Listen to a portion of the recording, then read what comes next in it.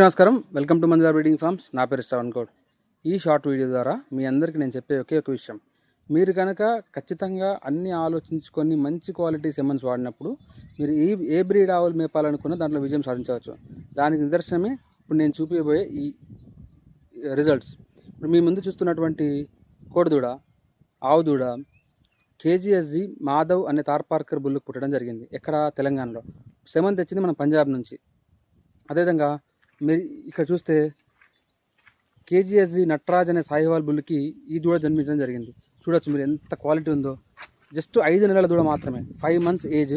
5 monthsలో growth, breed characters, behaviour మీరు ఇవన్నీ చూడొచ్చు. ఒక రైతు అనుకుంటే, రైతు జాగ్రత్తగా ఆలోచించి చేయగలిగితే తన ఇంట్లో ఎంత మంచి పశువులను వృద్ధి చేసుకోవచ్చు అనే విషయం మీకు ఈ వీడియో ద్వారా చెప్పాలన్నదే నా ముఖ్య ఉద్దేశం. ఇక్కడ చూస్తే ఎస్ఏజీ సబర్మతి ఆశ్రమ గోశాల సుపీరియర్ యానిమల్ జెనెటిక్స్లో 10082 అనే బుల్లుకు సంబంధించినట్టు దూడ జస్ట్ 6 నెలల వయసు మాత్రమే. మీరు చూడొచ్చు పశుపోషకుడు ఎంత ఇష్టంగా వీటిని మేపుతున్నాడు. అంతే ఇష్టాన్ని బ్రీడింగ్లో పెట్టారు, ఫీడింగ్లో పెట్టారు, మెయింటెనెన్స్లో కూడా పెట్టారు.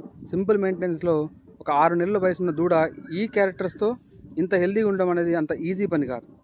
అలాగే మీరు ఇక్కడ చూడొచ్చు ఏబీసీ సెమన్ స్టేషన్ సంబంధించినటువంటి పొంగనూరు బుల్, నందా యొక్క సన్. నందా అనే బుల్కి పుట్టినటువంటి ఈ దూడ చూడండి, క్యారెక్టర్స్ వైజ్ కావచ్చు, హెల్త్ వైజ్ కావచ్చు, ఫిట్నెస్ వైజ్ కావచ్చు, ఎంత అద్భుతంగా ఉందో. సో మీరు సెమన్లు వాడాలన్నా, పశుపోషణ చేయాలన్నా, పశువుల్ని మేపాలన్నా, పశువుల్ని కాపాడాలన్నా మీరు చేయాల్సిన పని మాత్రం ఏదైనా ఉంది అంటే ఇలాంటి క్వాలిటీ ఉన్న పశువుల్ని మనం వృద్ధి చేయగలిగినప్పుడే పశుపోషణ అనేది చెప్పుకోవడానికి కానీ చూపించడానికి చాలా అద్భుతంగా ఉంటుంది. మీకు ఈ వీడియోలో చూస్తున్నటువంటి గోవుల్ని చూస్తే ఏమనిపిస్తుందో కామెంట్ చేయండి.